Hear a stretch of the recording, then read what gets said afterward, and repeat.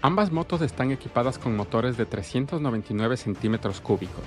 pero aquí es donde las diferencias son más evidentes, ya que la Ninja 400 RR cuenta con un motor de 4 cilindros en línea, lo cual es único en el mercado. Empecemos con las diferencias clave entre estas dos motocicletas: el precio.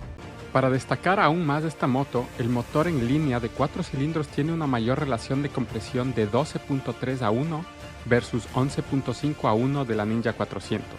y cuerpos de aceleración más grandes, de 34 milímetros versus los 32 milímetros de la Ninja 400, lo que resulta en una impresionante línea roja de 16.000 revoluciones por minuto, en comparación con la línea roja de 12.000 revoluciones por minuto de la Ninja 400.